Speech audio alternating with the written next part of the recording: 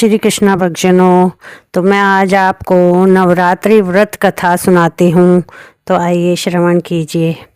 एक समय बृहस्पति जी ने ब्रह्मा जी से बोला, हे ब्रह्मन श्रेष्ठ, चैत्र व आश्विन मास के शुक्ल पक्ष में नवरात्र का व्रत और उत्सव क्यों किया जाता है? इस व्रत का क्या फल है? इसे किस प्रकार करना उचित है? पहले इस व्रत को किसने किया, सो विस्तार से कहें। बृहस्पति जी का ऐसा प्रश्न सुन ब्रह्मा जी ने कहा, हे बृहस्पति, प्राणियों के हित की इच्छा से तुमने बहुत अच्छा प्रश्न किया है। जो मनुष्य मनोरथ पूर्ण करने वाली दुर्गा, महादेव, सूर्य और नारायण का ध्यान करते हैं, वे मनुष्य धन्य हैं। यह नवरात्र व्रत संपूर्ण कामनाओं को पूर्ण करने वाला है। इसके करने से पुत्र की कामना वाले को पुत्र, धन की लालसा वाले को धन, विद्या की चाहना वाले को विद्या और सुख की इच्छा वाले को सुख मिलता है। इस व्रत को करने से रोगी मनुष्य का रोग दूर हो जाता है। मनुष्य की संपूर्ण विपत्तियां दूर हो जाती है और घर में समृद्धि की वृद्धि होती है। बंध्या को पुत्र प्राप्त होता है, समस्त पापों से छुटकारा मिल जाता है और मन का मनोरथ सिद्ध हो जाता है। जो मनुष्य इस नवरात्र व्रत को नहीं करता, वह अनेक दुखों को भोगता है और कष्ट का व रोग से पीड़ित हो अंगहीनता को प्राप्त होता है। उसके संतान नहीं होती और वह धन धान्य से रहित हो भूख और प्यास से व्याकुल घूमता फिरता है तथा संज्ञाहीन हो जाता है। जो सधवा स्त्री इस व्रत को नहीं करती, वह पति सुख से वंचित हो नाना दुखों को भोगती है। यदि व्रत करने वाला मनुष्य सारे दिन का उपवास न कर सके तो एक समय भोजन करे और 10 दिन बांधों सहित नवरात्र व्रत की कथा का श्रवण करे। हे बृहस्पति, जिसने पहले इस महाव्रत को किया है, वह कथा मैं तुम्हें सुनाता हूँ, तुम सावधान होकर सुनो।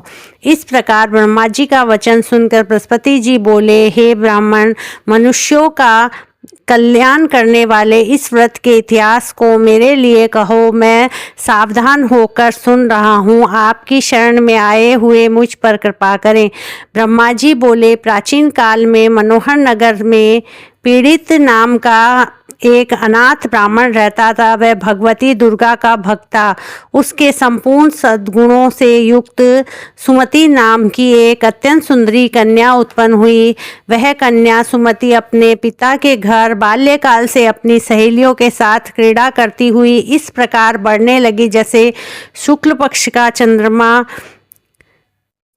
की कलाएं बढ़ती है। उसका पति प्रतिदिन जब दुर्गा की पूजा करने होम किया करता, वह उस समय नियम से वहां उपस्थित रहती। एक दिन सुमति अपनी सखियों के साथ खेल में लग गई और भगवती के पूजन में उपस्थित नहीं हुई। उसके पिता को पुत्री की ऐसी असावधानी देखकर क्रोध आया और वह पुत्री से कहने लगा, अरे दुष्ट पुत्री, आज तूने भगवती का पूजन नहीं किया, इस कारण मैं किसी कुष्ठ रोगी व दरिद्र मनुष्य के साथ तेरा विवाह करूंगा। पिता का ऐसा वचन सुन सुमति को बड़ा दुख हुआ और पिता से कहने लगी, हे पिता, मैं आपकी कन्या हूँ तथा सब तरह आपके अधीन हूँ। जैसी आपकी इच्छा हो वैसा ही करो।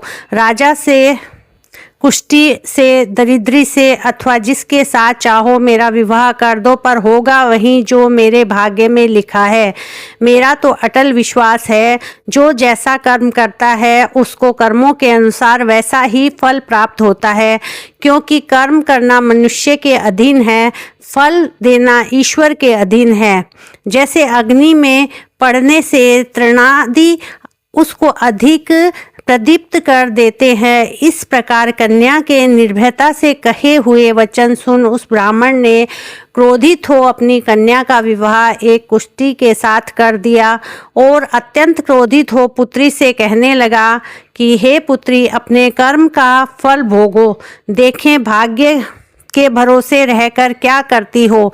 पिता के ऐसे कटु वचनों को सुन सुमति मन में विचार करने लगी, अहो मेरा बड़ा दुर्भाग्य है जिससे मुझे ऐसा पति मिला।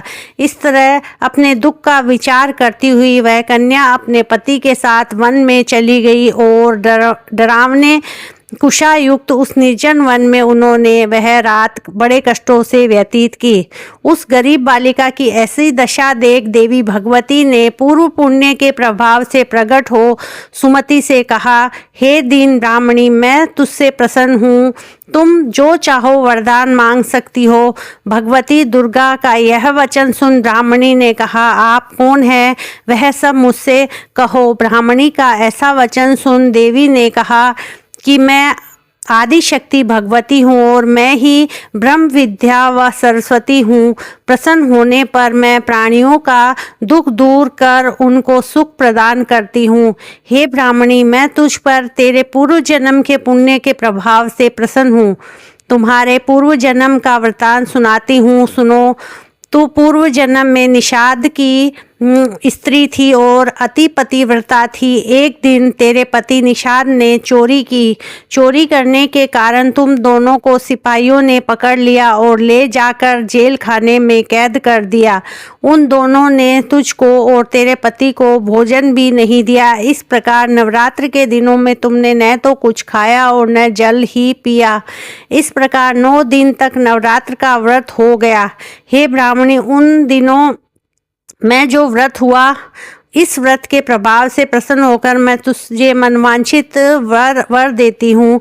तुम्हारी जो इच्छा हो सो मांग लो। इस पर प्रकार दुर्गा के वचन सुन ब्राह्मणी बोली, अगर आप मुझ पर प्रसन्न हैं तो हे दुर्गे, मैं आपको प्रणाम करती हूँ। कृपा करके मेरे पति का कोढ़ दूर करो। देवी ने कहा, उन दिनों तुमने जो व्रत किया था उस व्रत का 1 दिन का पुण्य पति का कोढ़ दूर करने के लिए अर्पण करो। उस पुण्य के प्रभाव से तेरा पति कोढ़ से मुक्त हो जाएगा। ब्रह्मा जी बोले, इस प्रकार देवी के वचन सुन वह ब्राह्मणी बहुत प्रसन्न हुई और पति को निरोग करने की इच्छा से जब उसने तथास्तु ठीक है ऐसा वचन कहा, तब उसके पति का शरीर भगवती दुर्गा की कृपा से कुष्ठ रोग से रहित हो अति कांतिवान हो गया। वह ब्राह्मणी पति की मनोहर देह को देख देवी की स्तुति करने लगी। हे दुर्गे, आप दुर्गति को दूर करने वाली, तीनों लोकों का संताप हरने वाली, समस्त दुखों को दूर करने वाली, रोगी मनुष्य को निरोग करने वाली, प्रसन्न हो मनोवांछित वर देने वाली और दुष्टों का नाश करने वाली जगत की माता हो। हे अम्बे, मुझ निरपराध अबला को मेरे पिता ने कुष्ठी मनुष्य के साथ विवाह कर घर से निकाल दिया। पिता ने तिरस्कार निर्जन वन में विचर रही हूँ। आपने मेरे इस विपदा में से उद्धार किया है। हे देवी, आपको प्रणाम करती हूँ, मेरी रक्षा करो।